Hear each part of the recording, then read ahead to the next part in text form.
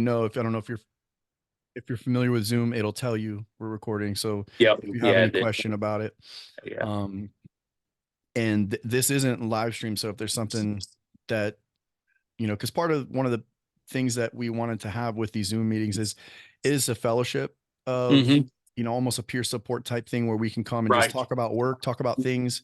Yeah. We've had another one where we talked, if I'm going to record this and post this to YouTube, um, there's a lot of things that need to be like, granted, I don't have like 8 subscribers, but I know once you put things out there, you can't take it back. So if you're going to Right. talk like, you know, personal things or Firehouse things that might affect somebody Yeah. else, keep that in Yeah. mind. And then 100%. we can do 100%. like, I guess what I'm thinking is occasionally we can have like these meetings where they're not recorded, but Hmm. man, already we're talking so much good stuff that um I want to put it out there for anybody else who might be interested, and they're busy chasing kids around, which is a bunch Yeah. of Yeah. people I texted. No, They're like, personally. yeah, it's like summer started, the wife's at Oh work. yeah. Yeah. So Yeah. It's understandable. so I guess for those of you joining, I'm going to post this to YouTube. And if you're watching, we've been discussing the theme that I wanted to discuss was the book of Daniel. Hmm. And every time I go through it, there's just more and more good themes. It's just, I started with just the first chapter, just that story alone. Hmm. Took some good notes with Greg the other day, but I was thinking we'll just start with that Yeah. and read through this on the history and the background. And I'd like to compile, like I said, have like where we can sit down in like an hour or two, have a more formal podcast where we've kind of put these ideas together and put Hmm. that out on like a podcast platform. But for now, um, this is one of my textbooks from school. It's the Essence of the Old Testament survey. So I don't know if you're familiar with it Nice. or have you seen it, but it's got a lot of really good information and it has all the background stuff, which I think is really important to understanding the Bible. 100%. So if you want, I'll read this, and Yep. then if you have anything you want to share, I would love to Cool. hear it, All and then right. we can dig into the actual like the Bible itself. All right. So the book of Daniel is written in both Hebrew and Aramaic. It combines personal histories and prophecies of Daniel during the Babylonian captivity in the first few years of the Persian era. So this is 605 to 535 BC. It includes detailed prophecies of the fate of the Jewish people under Gentile rule, and it is described as the time of the end, or what Jesus called the times of the Gentiles. So that's a theme that me and Greg had talked about, and some of us, and just some of these other conversations. Like when you look at history, these cycles repeat themselves, Hmm. and all throughout the Bible. Oh yeah. Everything from the times of Noah, Oh uh, yeah. the whole book of Judges, Yep. and that's where one of the notes I took when I was talking with Greg the other day is like, where do you think we're at right now in that cycle? Hmm. What is it? Uh, ooh. Uh, I mean, intrapersonally or as globally, like in the world, Yeah, like so that was a point within. Greg brought up too, because yeah, you Yeah. have your own personal, Right. like I feel like there's these, there's like a big cycle and Yeah. then there's little Yeah. ones in Yeah. between it. Yeah. Yeah. But you know, if you look at just because yeah, even there's personal, there's national, and then there's Hmm. worldly, probably universally, Exactly. I'm sure, Oh and yeah. spiritually. I don't know what does anything come to mind on that? Yeah. So yeah, like in reference, I would say to like with Daniel, um, and just things that we're going through currently in the world and the temptations and not selling out to the lifestyle of the world. I mean, interpersonally, obviously, I think it's something that we deal with each and every single day, more in this generation now that we're living, I think, than any time before, right? Because like we here in America, at least myself, when I would listen to my parents speak, or even growing up, like a lot of people were way more receptive to the word. They were way more receptive to the gospel. But even in the Bible, it says that in the final days, right, things that people called good will now be called evil, and things that were once called evil will now be called good. And man, we see that on so many different levels. The gospel is trying to be suppressed more than any other faith, more than any other religion, and at times it makes you ask why, right? Like why Christianity? Why the name of Jesus? If it's why is it so hated? Well, to me, it's so hated because it's so powerful and it has the effect to make that change on people. And people that want it to be suppressed know that it has the power, know that it has the effect to make a positive change in people's lives. So yeah, man. I mean, on an interpersonal scale, we deal with it every single day. On a global scale, we see, right, so many things, obviously, and we could go down a whole conversation, but so many things that were once called evil, now called good, and vice versa. So yeah, man, it's at the forefront, and then talking about the final days, right, is we believe that Jesus Christ is coming back to rescue his church. Yeah, I mean, every day that goes by, it gets closer and closer. People have the argument, oh, well, in World War II, there was rumors of war and all these things, and all these things have always been happening. Yes, they've always been happening. But now I feel like so many things are put more out there in our faith. And like I said, the attack against Christianity on a day-to-day basis, especially here in America, we're seeing it. So yeah, that's my take on it.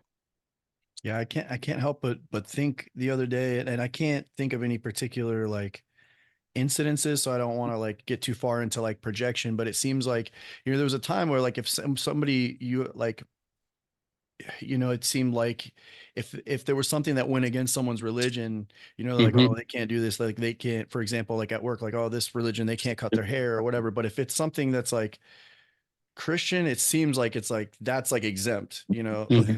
like from Hmm. that, and again, Yeah. I'm not trying to like you get off on the area of like not speculation, but like projecting, like, but that's how it feels, Yeah. Yeah. it feels like if I'm like openly pray, like and again, like it's a constant growth, like, and I'm a little ashamed to admit this now because I feel like I'm so strong in my faith right now, like I'm just on fire. But we had a Hmm. code last day, like a Yeah. code save, dude, and I was just like praying for this guy, and we get Yeah. to the Yeah. Yeah. hospital, and I wanted to like pray over him, Yeah. like give this guy a chance, and I pray that like Yeah. that he gets a second chance and he gets to see the light and he gets to see the Hmm. truth and he comes back and tells people about it and it just Yeah. spreads Yeah. the word, and I get in the hospital, man, and I'm like, I couldn't really openly do it the way like I thought I was going to. And like the chaplain Yeah. standing right there, and I had every opportunity to be like, "Hey, will you pray with me for him?" But Yeah. I felt that like cultural peer pressure that, like I said, I'm a little ashamed to admit. I'm very ashamed to admit. Yeah. Like, um, but it's, man, especially these places like where we work, the Hmm. Firehouse, the ER. These are places that like from the outward appearance, there's not a strong presence of God. Hmm. I know there's a lot of Christians in there, and the more Hmm. I grow in my faith, the more it's like you can spot your own, Hmm. see them. Yeah. Um, but the ones that are outspoken, and I think, and I try not to be angry or have negative emotions towards these people because I know for a lot of them it's a defense mechanism. Hmm. They don't understand, so they protect themselves. Hmm. It's hard for them to comprehend the negative things that happen in the world, especially when you're in an emergency room, you're a paramedic, you know you see all kinds of stuff. You see these, like, and just a easy example is like the drunk driver that kills somebody that was innocent just on their way home, and that guy's walking around fine and the other guy's life and family is ruined. Like, it's so hard to reconcile that big picture if you don't have a true understanding. I don't want to say true understanding. I'm learning more and more every day, but like I do understand that, like, I understand that I don't understand God's plan, but he has one. He Um, absolutely does. Yeah. yeah. Yeah. And man, to elaborate like on what you said with I'll admit, like, I haven't always done the best job of being the most outspoken. And I don't know. I don't try to justify myself in it. I I feel like people have always seen something different in me, whether it's just like me smiling or me happy. Like something out here around the firehouse all the time is like, man, man, Aquino's always happy, man. That guy's always smiling. You never see Aquino mad. And like the other day we were getting obliterated at night. on calls and Yeah. on calls and I got upset, man, and I let it show. And they're like, man, man, I never heard a Keno cuss, man, but he let one out, whatever. So it's just the little things maybe that I try to do differently, Mhm. um, than like openly pushing the gospel on people. But now, Yes. when people want to talk about the gospel, don't get me wrong, I will definitely talk about it, man. And there's guys in the firehouse, I don't want to put names out there, that I've had great conversations with about the gospel. And so, I've always been the type of person, and I feel like I've always gained a lot of respect for it. Am I right for it? Am I wrong for it? I don't know. But even at my old department, like, people knew that I was a believer. People knew that I preached. Did I ever go to work and try to force it on them? No, never. But if they wanted to talk about it, you best believe we can definitely talk about it. Mm. So I would just try to do little things in life and ask the Holy Spirit, like, God, shine through me. Let your joy shine through me, your peace shine through me. Those are basic things, man, that a lot of people don't have. A lot of people don't have joy. They don't have peace. They don't have love. They don't have forgiveness. And those are attributes that Christ tells us he wants to fill our lives with. So I'm like, if I could show those, and then one day they could ask me, like, man, why are you like this? Or why are you like that? Or how do you have this or have that? Then I could point them back to Christ. Yeah, that is, man, that's great. And for those who Mhm. might be watching this like later, um, I've known you through passing, being at station 2, you're at station 1, we see each other all the time, but this is the first time we've ever really sat down and had a conversation. And Yep. I can confirm 100% that was my like impression of you is, yeah, you always had a good, you always have a good attitude, you always seem like you don't seem stressed out. Mhm. But if and when I started really digging into my faith, and um Kata had brought up that your father was a pastor, right, or is, Mhm. and Yep. that like I wouldn't have known that. Yeah. But I did recognize, and I did recognize that there was something different about you, and like I was saying earlier, you can kind of start to spot the other Hmm. people, like when you go to the ER, you can, or just around in life in general, you can kind of spot that light. You become Yeah. more attuned to it. But Yeah. that's a great, just, you hit the nail on the head as far as like what the goal is. I feel like, or that balance that I'm trying to search of, like, not being ashamed of my faith, but not putting it out there in a way that's just like overbearing, because in my like pursuit of promotion in the fire department and stuff, I started looking into some Hmm. leadership stuff, Hmm. a lot of Jocko stuff, or Yep. and a lot of what I learned is, like, you can't tell people nothing. Like, you can't, they have to figure it out on their own, or they have to feel like they figure it out on their own. So it's like you Hmm. have to sow those seeds. You have to lead by example, like all Yep. these things. And they sound cliche to say, but it's so much harder to actually do, because that's what you want. Like, you want, like, what I want is my friend so and so to find Christ because I love what I found. But I can't go directly to him Yeah. and do that. Like, I have to keep working on myself Yeah. and build that relationship with him. Hmm. And through that, he's going to see that my life is changing. And that's like a There you go. huge part of my goal right Yep. now, is like, Yep. it is like, I believe so strongly in what Jesus did for me. Hmm. And I feel a 180-degree turn in myself, That's awesome. but I want to show that. And I have to show Hmm. that in all aspects of my life. Like, Yeah. it's my motivation to try to be early for work. It's my motivation to show up Yeah. looking clean cut and Yeah. dressed, which I like by no means do all this stuff. A lot of No, times no. it's, like it, Yeah. but Yeah. these are my goals. And this is the way I think, is like, Right. like, just that's that kind of like glorifying God in everything you do. Yep. Absolutely. Which is what the word of God says, man, to glorify God in everything you do. Don't do things unto men, but do them as unto the Lord, you know? And when we have that mindset, we'll try to carry out everything to the best of our ability. To go back a little bit to, like, when you talked about praying for the person that on the code scene, I would say that's something that I was better at before. This career we have does have a way of making you cold, I would say. My wife always tells me, like, oh, you're a cold person. And I'm like, no, no, it's not that. Like, man, I love, and I love hard. But yeah, obviously there's times where we have to, like, detach ourselves, I guess you could say, from every things we see and all. But um, you know, when you talked about the praying, man, that's something that I've always tried to keep in mind. And even if I haven't done it out loud, I'll try to do it in my mind. You know what I'm saying? Like if we're running a code or something in my mind, I'm praying for that person, or I'm praying, hey God, you're the giver and the taker of life. If this is a moment where you want this person to come back, in my head, bless my hands to be able to do this CPR, bless these medics to give them the wisdom, right? Because yeah, God does have the power, but He's also given us wisdom to be able to carry out certain skills, to be able to be a blessing unto people's lives, right? So, like, hey, God, in this moment, let me be a blessing to this person. Let me perform this job proficiently. But ultimately, you have the say. And if you want to bring them back and give them that second chance of life, that they might be able to utilize it to meet you if they haven't met you yet.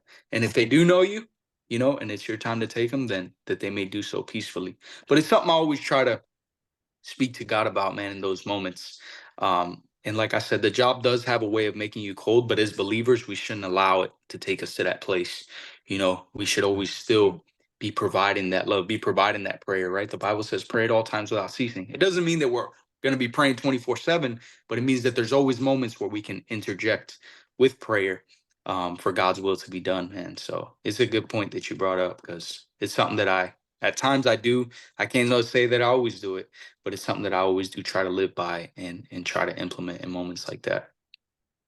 Yeah, no, and I can't help but think again of like, the counterintuitiveness or the irony of the just faith and the gospels and everything. Like it's, uh, you know, because it feels like, I have the question of people have this like concern that they're going to be corrupted by Christianity. Like they'll like, oh, the Bible's been mistranslated, and we can go off on a huge talk about that. But like this idea, or like, so I have this like insecurity of like, am I going to offend somebody by praying for them? And it's like, all I'm Mhm. really wishing is for you to be better, like, and Right, be well and do like, what's so bad about this? Like, right, right.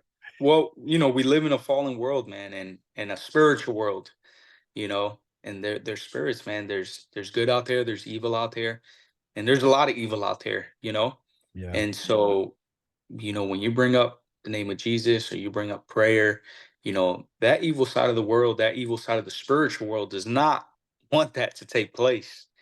yeah, So there's battle. The Bible says that we don't fight against flesh nor blood, but against principalities in the realms, right, in the spiritual world that we can't see. yeah, So even though we want to do good things, and we understand that they're for the good, the world that is against, Christ, the fallen world, does not want those things to take place, man. And like you said, when it's either like a protection thing because they don't know, or they're like, what's going on, a lot of times it's shut down. And so that's why I go back to the point where I said, like, and just trying to live the everyday life. Maybe if we try to go out there and preach to somebody on a random go, it might not happen. But if they can see that change, man, like, there's something different about Aquino. There's something different about Danny. They'll be more receptive to it, when the right time and the right opportunity presents itself. yeah. You're a hazmat guy, right? Yeah, yeah, yeah. Yeah.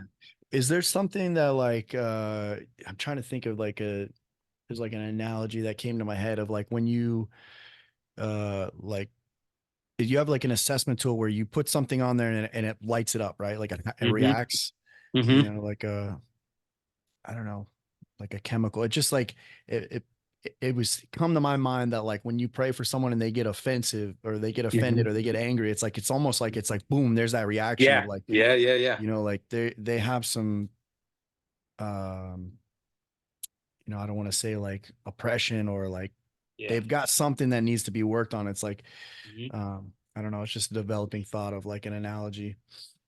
Yeah, man. Like there's guys, that I've wanted to talk to about it, about the gospel and stuff like that. And there's been little moments where, I do get the opportunity to do so. But then there's moments where I see like, all right, this probably ain't the moment, it's not the day, or it's not the time to do it, you know? So what do? When I go home or I'm in church, man, I present those people in prayer. And, I just say, God, soften their heart. Will I see it next shift? Maybe not. God, soften their heart, make them receptive. Will I see it the next week, the next month? Maybe not. But like you said, like we were saying earlier, right, man, there's power in prayer. And man, you just keep praying for somebody and praying for somebody, and you will see doors open up that you never thought would open up. Man, there's people, you know, that we see all the time that people would look at them and be like, man, I never thought they would be a believer. And come down the road, they become one.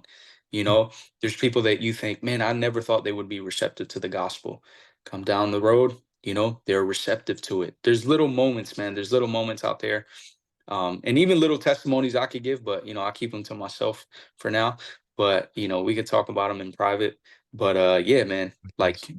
you pray for those moments for God to open up and soften those hearts, and you will see them. And when you get those moments, man, you just gotta plant the seed, right? Plant the seed. Yeah. Plant the seed. That's the gospel, man. Planting seeds.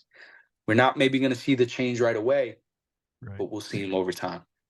Yeah, and I feel like I'm a perfect example of that because there was a point a little bit of my history. Like we went to church as a kid, like every Sunday. That was like it. I Yeah, didn't yeah, grow up yeah, like praying before bed. yeah. Maybe sometimes we said grace, but we hardly ever opened a Bible, on a regular basis until like my mom got saved and born again. I was a teenager. I want to say like 13 or 14, and so that's kind of my relationship with God, a Creaster Christian, nominal Christian Hmm. at best, for most of my life. Until there were some periods where I got saved and kind of in and out, and then, but there was definitely a period in my life early in my fire department career where everything did start to get to me, and I didn't realize it because it seeps in little by little. But I got to the point where I was like, I was a total non-believer in anything that wasn't like the physical. If I couldn't see it, Yeah, smell, taste, touch, feel, like it wasn't real, and yeah, I was open about that. Um, so there's people that probably knew me in that, and that period didn't last long. yeah. Maybe a couple years there where I was, like I just, God put little pieces in my life, that I look back now and I'm like, Hmm. wow, God's been talking to me my whole life. Yeah, Like, yeah. I could go on and on and on, but like, yeah, like, things from like dreams that I would just put off, I was like, oh, it's just a wild dream, but like, Yeah. they feel different. Oh yeah. They feel different when you're being spoken to. But anyway, like, and I know that power of prayer because I know my mom had been praying for me that whole time. Yeah, there My you go. cousin There has been you praying go. for me that whole time, and other Yep. people in my lives that saw Yep. me heading in the wrong direction, Yes, praying. sir. And it took me way too long to get to where I am. Yeah. But again, I know God's got a plan for everything, and I look back now on this last like couple years of my life has been a struggle that I never could have imagined in multiple ways, like struggles of my own doing and struggles that were outside of my control. Hmm. Um, and man, I am so grateful, dude, so grateful to have been through everything to be where I am right now. And I got a long way to go to get, through everything, but like God has equipped me. It's That's like, awesome, man. it's no longer a struggle. Like life is a challenge now. It's not a Yeah. struggle. Yeah. That's beautiful, man. That's Yeah. so awesome. And the way that it shifts your perspective, is a great thing, man. The way it shifts your perspective and shifts your thought process, right? For being able to confront these things and knowing that you're gonna overcome, man. You're gonna overcome every battle in life. When we're with Christ, man, we always overcome it. Even when it appears like, oh, it happened this way, and I didn't think of, I didn't want it to happen this way, but it did. At the end, when you keep going, man, you'll see that God turns it for your good. So, Yeah. um, and just a little verse real quick while we were talking about, sharing the gospel. This is one of my favorite verses and something that I always try to apply. Um, Now just a little forethought, right? Because you know, it's not trying to say like, oh, we need to act like the world. That's not what it's trying to say. But I love when Paul is writing to Corinthians. One of my favorite things about trying to get the gospel to everybody. So it's First Corinthians chapter 9, verse 20 through 23. And it says, when I was with the Jews, I lived like a Jew to bring the Jews to Christ. When I was with those who followed the Jewish law, I too lived under the law. Even though I am not subject to the law, I did this so that I could bring to Christ those who are under the law. When I am with the Gentiles who do not follow Jewish law, I too live apart from the law so that I can bring them to Christ. But I do not ignore the law of God. I obey the law of Christ, right? So there was a difference between the Jewish law, right, and now in New Testament the law of Christ. Then he says in verse 22, when I am with those who are weak, I share in their weakness, for I want to bring the weak to Christ. Yes, I try to find common ground with everyone, doing everything so that I can save some, not all, but some. Right. I do everything to spread the good news and share in its blessings. And dude, I love that so much. And I read that probably a couple years ago, and it impacted me, a lot, because Paul shows, like, man, when I was around different groups of people, I tried to find common ground. And I love how he says it's not that I was ignoring, the law of Christ. I wasn't ignoring it. I was still obeying the law of Christ, but I was trying to find a common ground so that I could bring salvation to anyone that I could. And I love how he says doing everything so that I could save some, and unfortunately, it's sad, but we're not going to be able to save everybody. That's just the Right. truth of the matter. So Paul says, although I wanted to, I did all of this so that I could save some, and spread the good news and share his blessings, man. So, that's always something I've tried to live by. There's different people and different things and different moments. And, some people are like, oh, this is just the way I am, and I'm always going to be like this in this one way. I mean, yes, you can have core values and be like that, but there's always common ground that you could find with certain people in certain moments, man, to share the gospel and give an opportunity. So yeah, it's one of my favorite scriptures of the word. I love that verse too. What was it again? First Corinthians. 9, 20 through 23. Okay. Yeah. Yeah. Yeah. That Paul's the goat, dude. Like Yeah, man, he's the goat, man. when it comes Yeah. to like um just like leadership and you know obviously being an apostle and like spreading the message, because that is key. I feel like there are people who have, one thing and I don't remember this verse. I need to get better about being able to reference the scriptures, because it does help, but like I know he says in there, like basically there's different body parts of, you Yep. know the Christian body. Some people are the head, some people, like these different pieces, and knowing your role. And some people have that gift to relate Yeah. to different people. I feel like that's something that I do have because I can relate to Mhm. so many people, but it's a gift that I need to really hone um, through following Christ. And I feel like that's something that and again, there's other people that are that way. I think we can all learn to relate to other people. Some people are Yeah. naturally better than others. But when you look at it, like for me, we're all flesh and blood.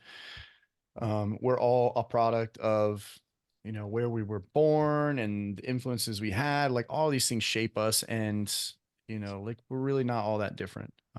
But I love that. So I'm going to, Yeah, yeah, man. Take that one down. It's a good one. And and even like, I love how he attributes, also his ability being able to relate to the way certain people had their faith in Christ. So it was like, to the Jews, and then to those who followed the Jewish law, which was very strict at the time, right? And then you got the Gentiles, who the Gentiles are pretty much everybody apart from the Jews. So, man, just like he's like, man, the way they lived, I tried to, get into that way without obviously breaking the law of Christ. But right. yeah, man, it's just it's important. And Firehouse or life in general, whatever you want to call it, a lot of times we're quick to put people off. And I know maybe a week ago or so, I shared that verse about how we judge. We will be judged. So, Mhm. man, it's just having grace with people. Having grace with people, Yes, and that's it huge. allows you to get in there and share it. So.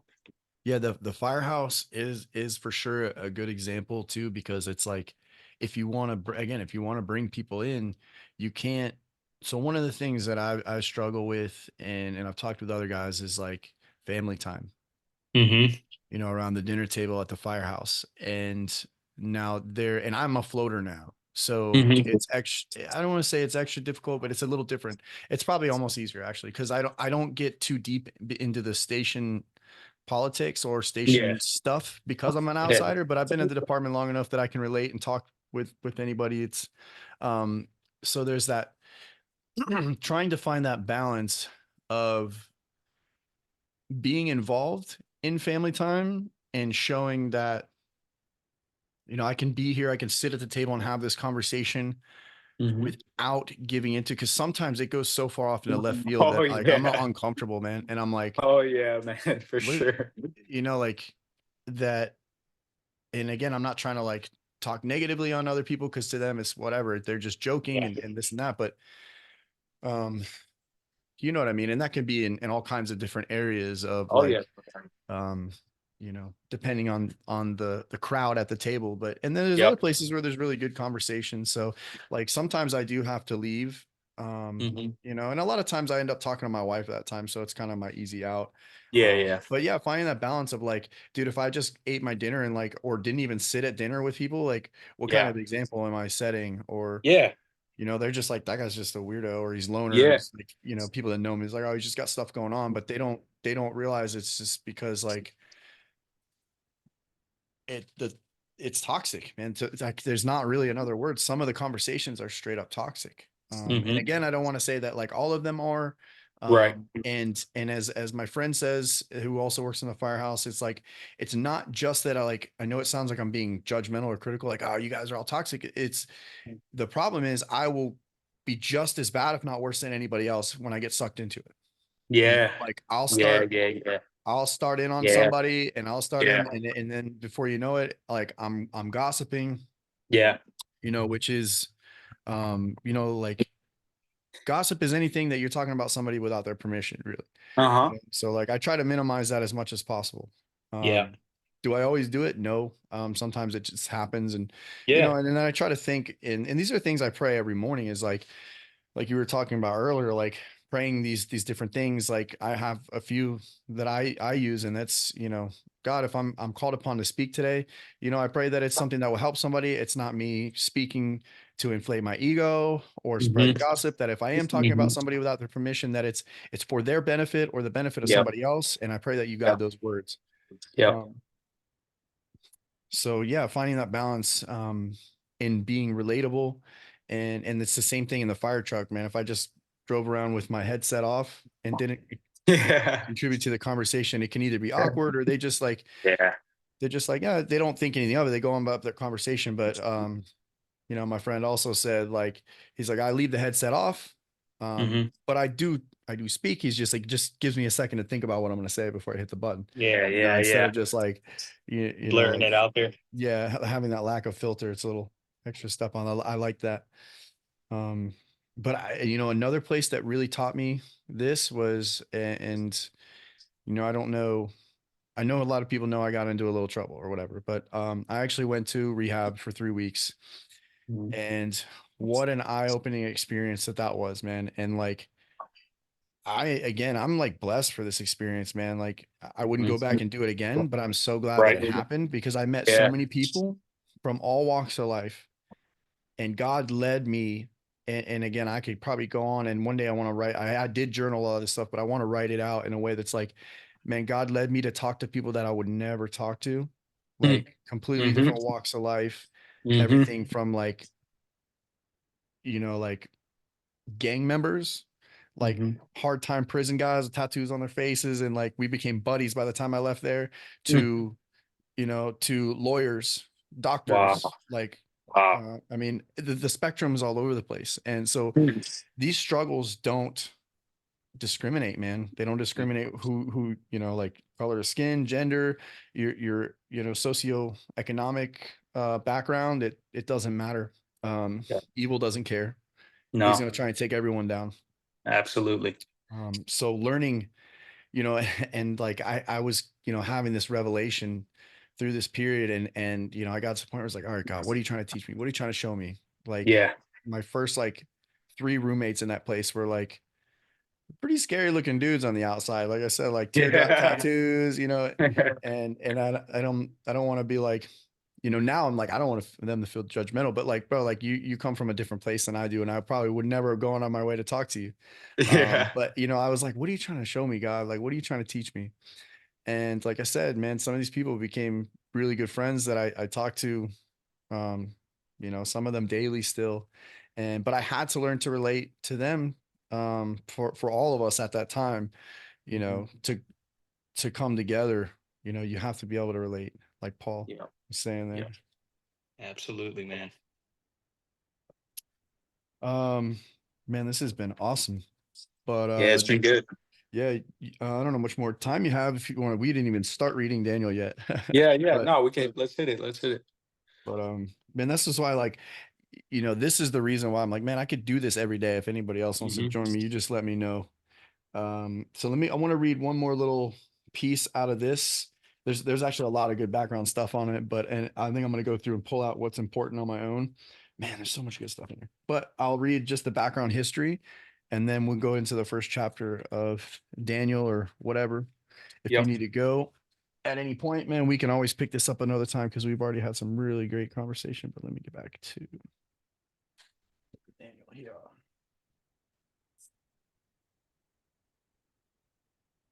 All right. So, in the essence of the Old Testament survey, this section is on Daniel's personal history, regarding Daniel chapters 1 through 6. The book of Daniel begins with Daniel and his three friends, Hananiah, Mishael, and Azariah, being taken captive to Babylon as intellectual hostages by Nebuchadnezzar in August of 605 BC.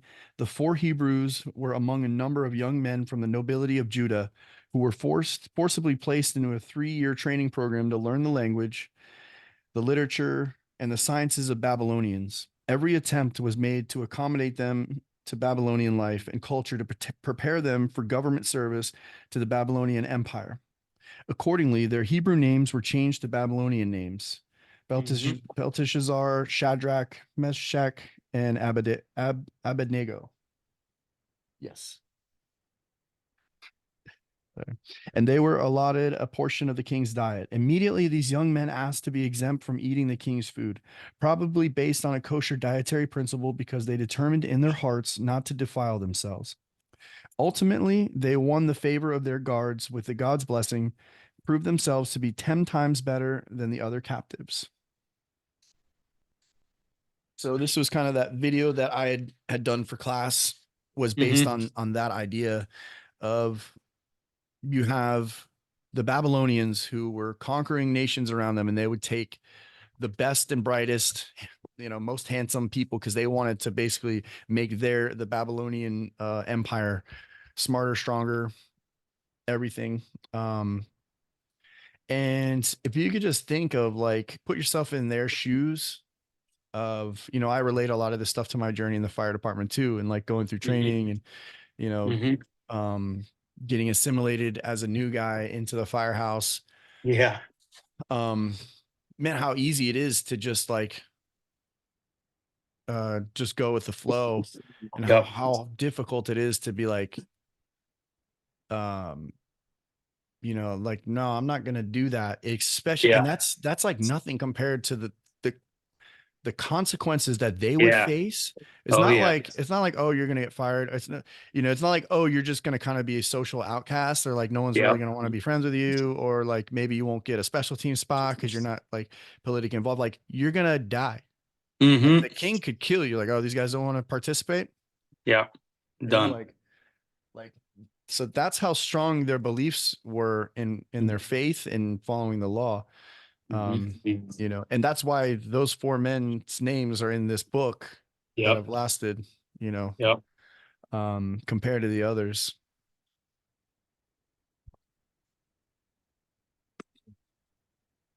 So, which do you have a preference in Bible translation that you like to read? Ooh. So I read a few, man. So when I was reading in Spanish, because I read the Bible a lot in Spanish, I would read King James version, but there Okay. wasn't a lot of like so-called old Spanish as there is with like old English. So when you read the King James, right, it's very old English, but when you read it in Spanish, it doesn't really seem like older language per se. It's still Okay. modern language that we use.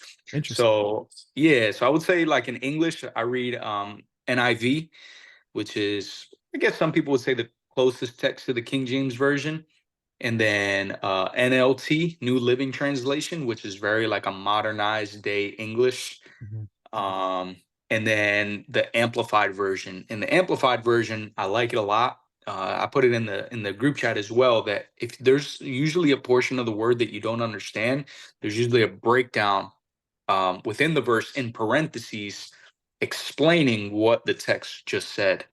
So if you're like, hey, what does this mean or something like that, I feel like the amplified version usually does a really good job of just giving you that little bit of extra detail to help you understand the text. Okay, that's awesome. I got to get that one. Yeah. So I started with the recently when I really started digging into the Bible. I started with the NLT. I got it's Yep. actually the Life Recovery Bible. So it Nice. has it relates to the 12 steps, and so I use that like as I was going through my recovery process. And Yeah. I love the um NLT. yeah, dude, like for a daily reading, Mm-hmm. it's my favorite so far because Yeah. it's just so Yeah. easy to comprehend what they're It talking is. about. Yep. I will say that I now that I'm reading more and more, like I can tell it kind of waters down some things. Mm-hmm. But the message isn't lost by any means, but Yeah. it just makes it so much more simple to comprehend. But Yeah. for school, I just ordered a bunch, and that's why I asked. Like they recommended a few different ones, so I got the Christian Standard Bible with the Yep. CSB, the Mm-hmm. English Standard, Mm-hmm. The ESV. ESV. Yep. I got a King James, and I got a Nice. NRSV, New Revised Standard, and Okay. there's one other one, but I didn't get the Amplified, so I'm gonna grab that one Yeah, too. man. Yeah, Amplified's good. I mean, Yeah, they all NIV is the have. other one. Yeah. Yeah, yeah. They're many of them are good in their own way. Like you said, man, as long as just the like the principle of the text isn't lost or the message, that's the important thing. Yeah. And I like having like the the book and being able to turn the page and highlight and all this stuff. But I also will just mention for anybody else who's starting this journey and listening in wants to um some doesn't want to pick up 15 different Bibles or whatever. Yeah. The Bible Gateway app and Yep. the Bible, there's a few different apps. So the Bible Gateway Yep. is one of my favorite ones. It has audio translations, which are Yep. awesome. I got like an hour drive to work, so I knock a lot of Yes. that out just listening in Yep. to that. Yeah, man. Yeah, the Bible Gateway app is awesome. Google, like you were saying earlier, you mentioned the text and you were like, I forget where it's at. No, I forget where it's at all the time. I mean, I want to be better with it too. Yeah. But I will remember the text itself, like, hey, this is what this text says. Yeah. So, I'll go to Bible Gateway app or go straight into Google. I'll type in the words and it'll pop it up. So like I'm not gonna lie, for a conversation like this, I'm not like a super Bible scholar. Like, yes, I've read the Bible a lot. To say that I've remembered every biblical, on this verse in this chapter it says this and this and this, no. But I do remember a lot of like what it says. So I'll pop it up here and I'll be able to look it up. That way, for whoever's out there, I'll be able to share it and then that way they can find it as well. So But I yeah, don't that feel like there's no harm in that. no, no, not at all. That's great.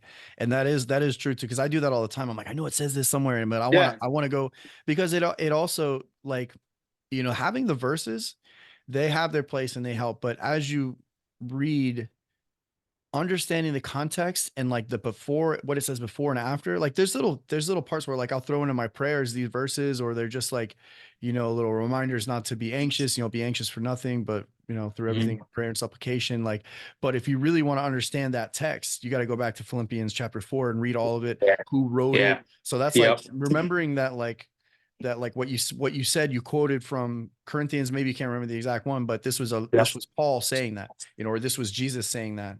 Yep. um because that does matter, like if especially when it comes to like something Jesus said, like Yeah. I think if you got those main things down, that's the most important thing. But at Yeah. the end of the day, it's all a journey. It's all a journey. um all right, I'm gonna go ahead. Do you want to read? Actually, you got your Bible? Yeah. Yeah. I got it up. You start with the first chapter. Yep. So Daniel 1.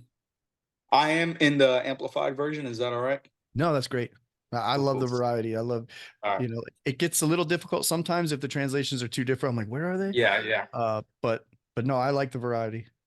Okay. And are we gonna? You want me to read through a portion of it first, or do you want me to read the whole thing?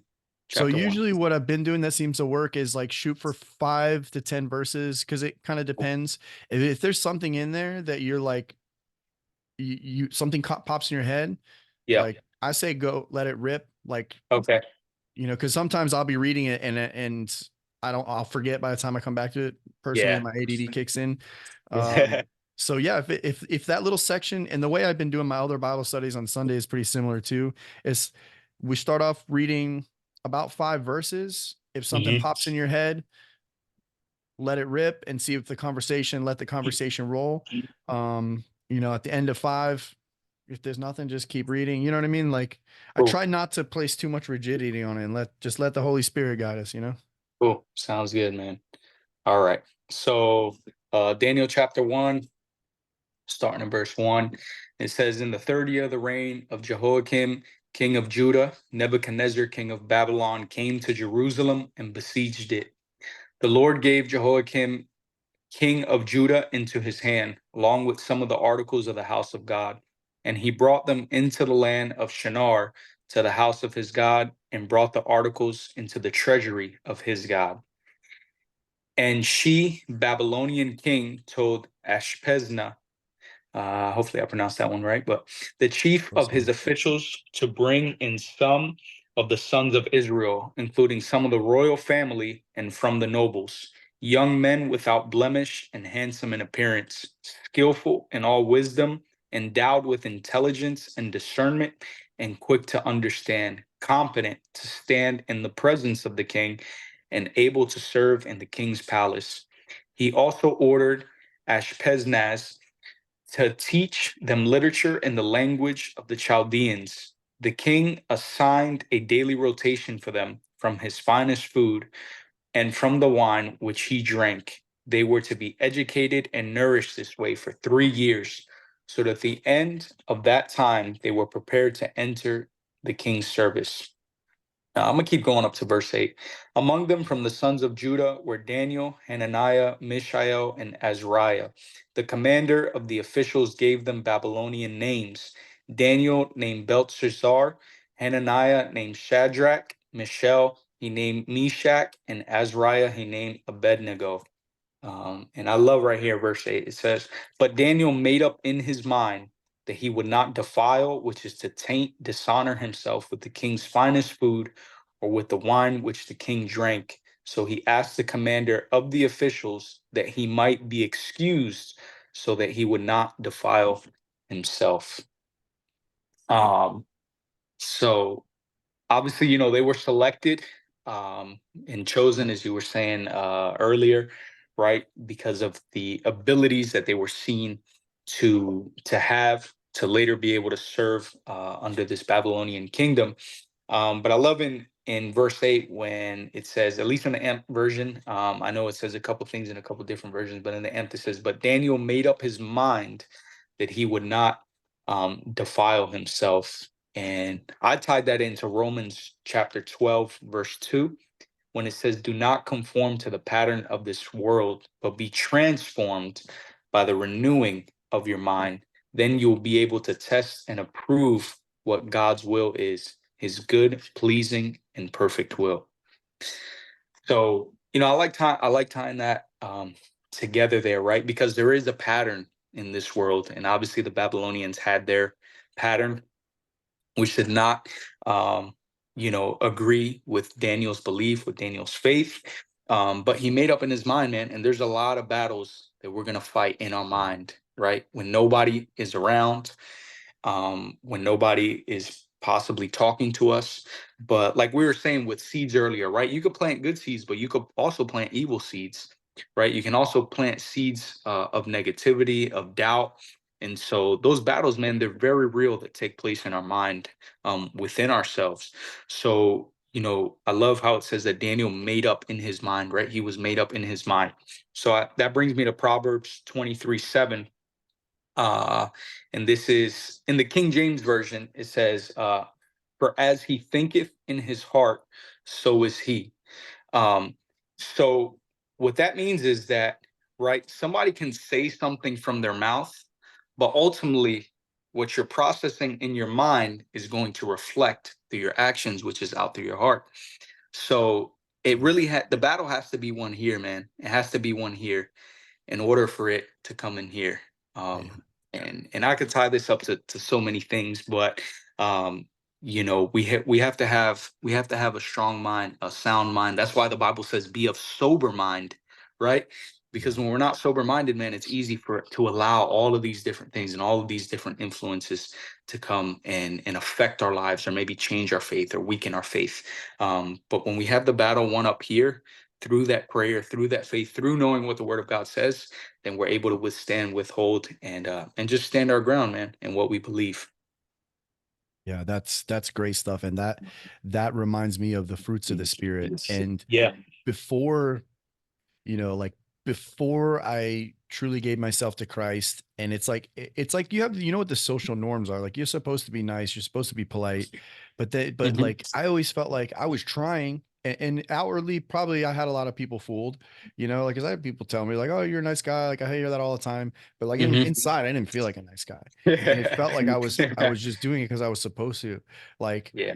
now I genuinely like feel these things, and that's like the fruits of the spirit are coming out. Like, I don't have to try to be nice. Like, Yeah. I mean, is it always easy? No. Like, Right. but it's way easier than it was, and I feel like I'm just at the beginning of this journey, and that's only going to grow as long as I keep on this path. Yeah. But yeah, it's beautiful to see how it ties in these things from Daniel to Romans, and all the teachings of the gospels and the epistles. And um like you said, like, um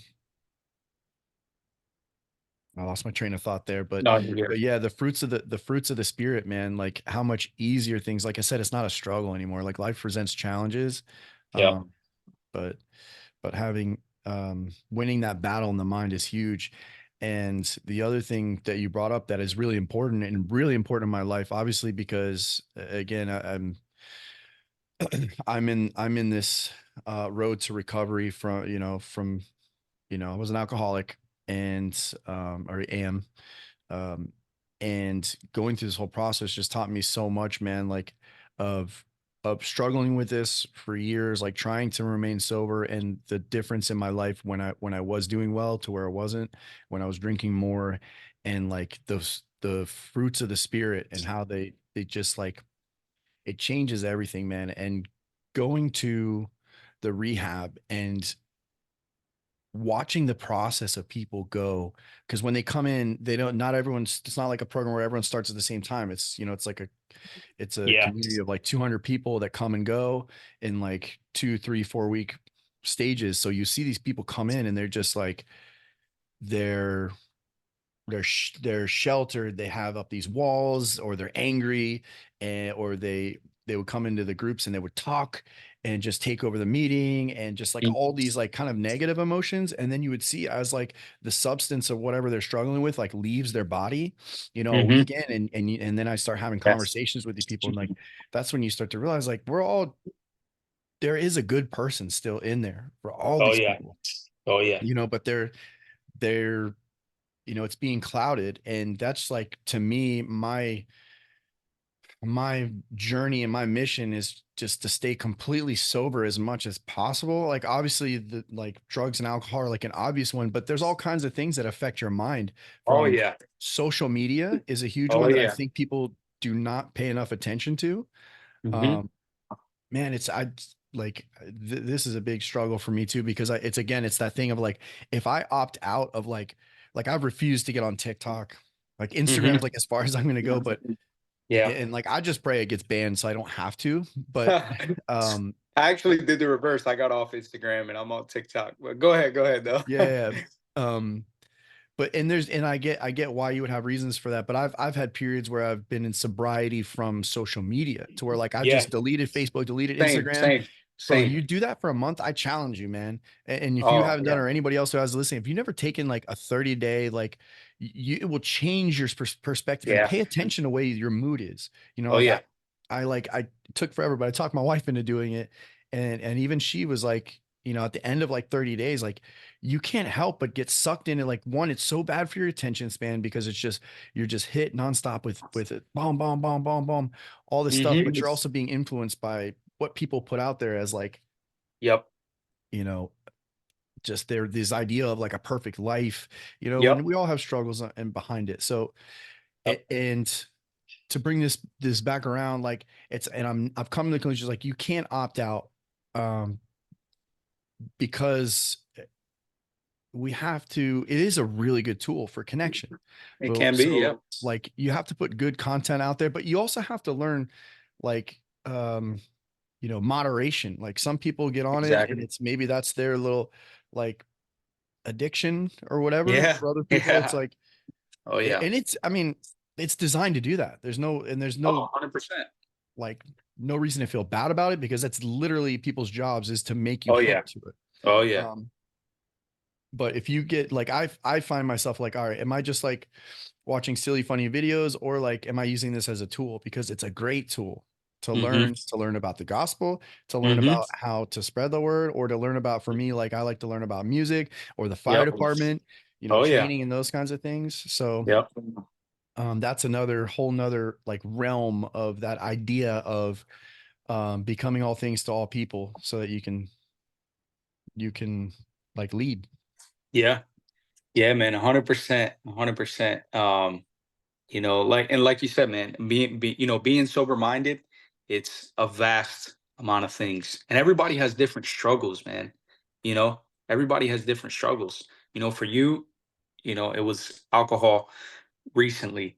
For me, alcohol is something that never drew my attention ever, really. Like my father, he's passed away, God rest his soul. Before he became a pastor, he used to love to smoke marijuana all the time, like all the time, smoking marijuana all the time, all the time, all the time. So, for him, that was his thing. But everybody's got a different thing that can affect their mind. Can it Right. be substance abuse? It may, but like you said, it might be social media, man.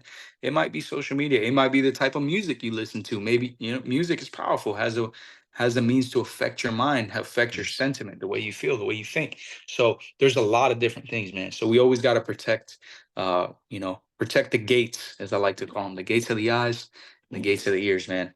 Yeah. The way that you're consuming, you gotta protect your consumption of what it is. And if you see that it's negatively affecting you, then you might want to try to stay away from it.